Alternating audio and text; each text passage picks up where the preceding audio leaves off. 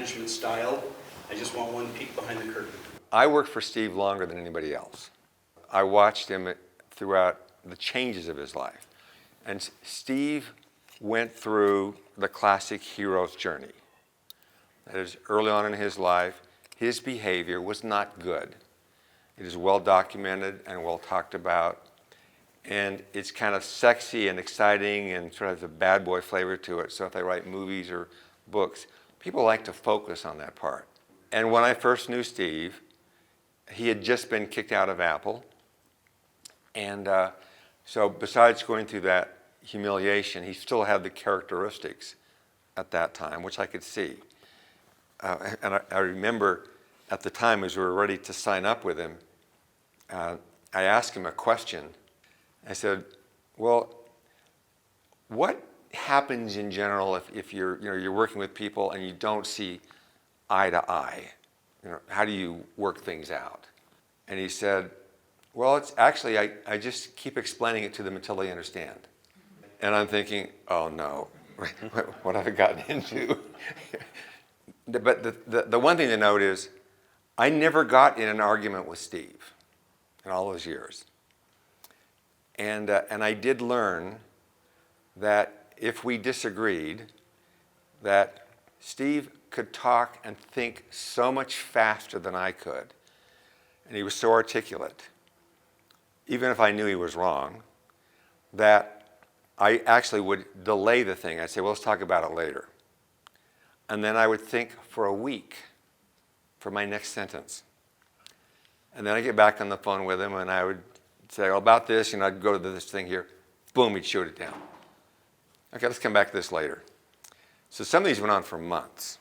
But the interesting thing was, there reached a point when one of three things happened. One of them was, I'd say something, he'd say, oh, I got it, you're right, go ahead. And that was it. And then about a third of the time, he would actually convince me that he was right.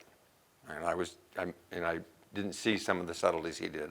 The other third of the time, it was not decided, so I just did it my way, and he was fine with that.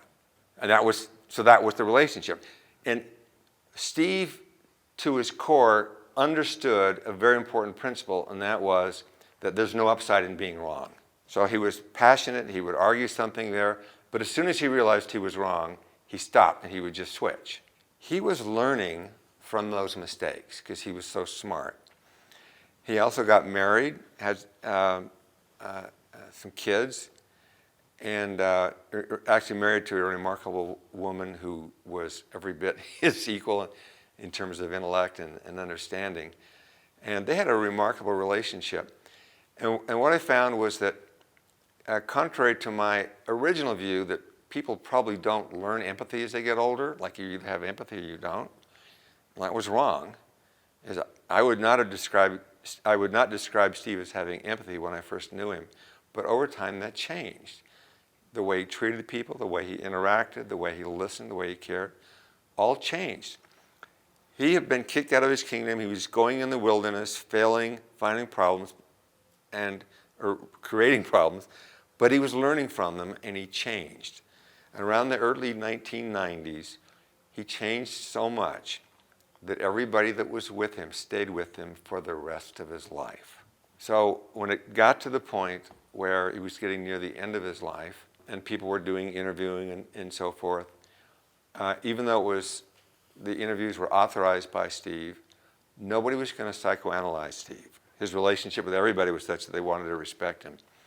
So that change in Steve was not captured in the articles or books or movies that were written about him. They were all about the early stuff, which is publicly accessible. That's not the important story.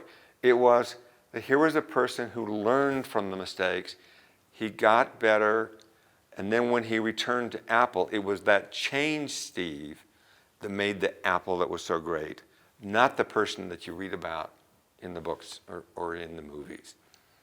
And it's a disservice to young people to think there's something about that behavior which was good, when Steve would said his behavior was not good. And what he turned into was something into a loyal friend.